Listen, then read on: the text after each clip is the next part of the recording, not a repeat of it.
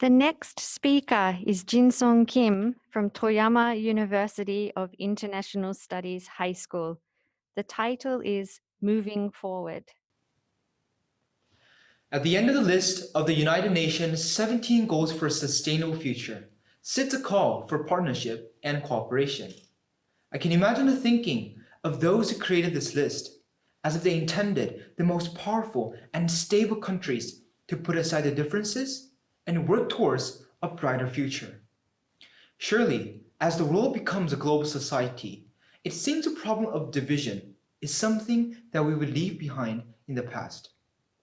However, on the contrary, I've experienced a hatred so strong, not in the country infamous for being divisive, but in my home country of South Korea. In August 2019, Japan formally removed South Korea from a whitelist of countries to which it extends preferential trade status, widening the wedge between our two countries. The response from Korea shocked many Japanese. Mass protests were held in the streets. Japanese goods went unsold. Shoppers avoided Japanese brand shops, and Koreans avoided traveling to Japan. With feelings of disdain toward Japan and Japanese, relations became worse. But the question is, have they ever been good? According to a BBC poll conducted in 2014, 79% of South Koreans viewed Japan's influence negatively, with only 15% expressing a positive view.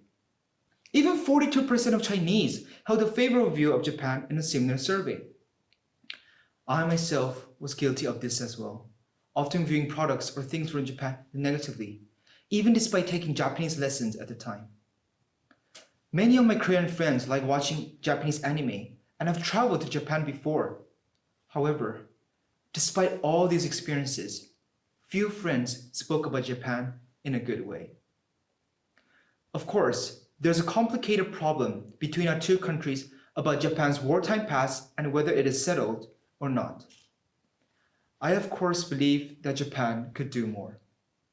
But this problem seems to be a mere symptom of a problem of a social identity that has been continually fueled with hatred and fear, one that has become deeply rooted in the minds of many Koreans. To understand this phenomenon, you need to be aware of Korea's recent past. Through a distorted history, politicians and presidents have used anti-Japanese sentiments to fulfill their own needs. For instance, in 2002, more than 100 members of Korean Congress announced a list of more than 700 people and demanded their punishment. People, including scholars, businessmen, activists, and government officials were targeted. So, given today's overly tense circumstances, you probably can see why even normal citizens will be so hesitant to praise or even recognize Japan and its culture positively. So, where do we go from here? Communication Ambassador Nam Seung-woo from the city of Busan said, "The cultural exchange is the key to solving political and economic conflicts." This has been my experience since moving to Japan 2 years ago. The fear and doubt I felt quickly melting away as I realized the warmth and the humanity of the people around me. And I was proud to share the same realization with my Japanese classmates who traveled to Korea for 2 weeks during summer vacation last year and returned back with the knowledge that people there are actually wholly good and want to get along. With more cultural exchange, not just through a physical way, but also through the internet and other various ways, Koreans and Japanese will perhaps realize that they share the same human values and that there is no need to hate or fear each other. Taro Yamamoto, a Japanese politician, said that we can't change the geographic location of our countries, so we should maintain a good relationship with those nearby. We can't change our neighbors, but we can choose how we treat and interact with them. I don't mean to say that Japan is free of guilt, or that all Koreans are uncaring or lack humanity. But if countries like ours are supposed to lead the effort for a sustainable future for all, we need to start with connecting to each other.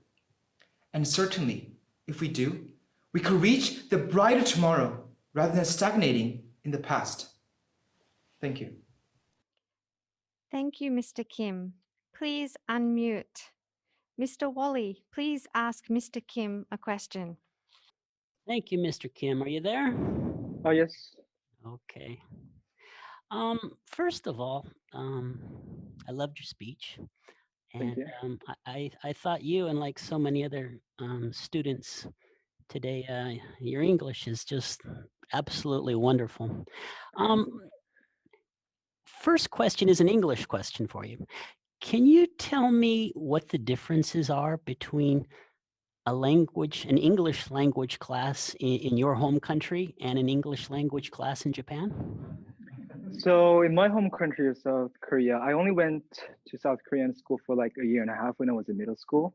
So the basically in English classes in South Korea were mostly based on just translating all the English into Korean or just learning about the grammars.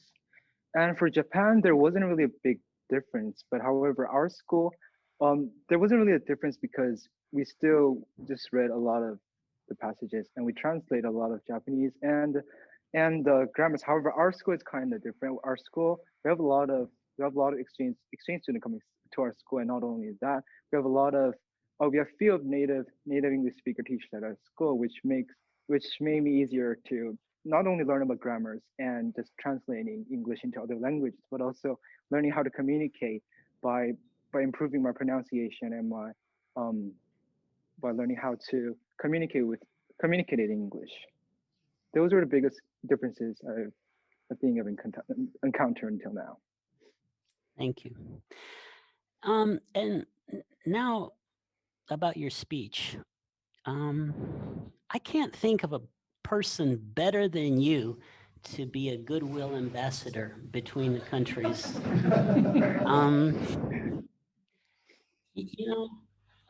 Japan recently changed prime ministers.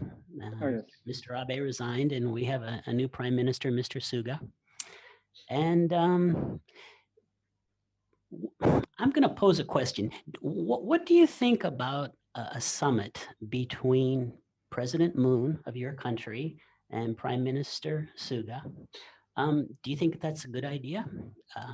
Where do you think such a summit should be held? What should be discussed? And when would be a good time to have such a meeting? Okay, thank you for the wonderful question. I think right now in the crisis of COVID-19 is the best timing for the leaders of the two countries to come together to discuss, because to change the situation to make our two countries come together, we have to get rid of our mindset. We have to get rid of those anti sentiments towards each country. And the best way to do that is through finding the commonalities, finding the similarities between our two countries now.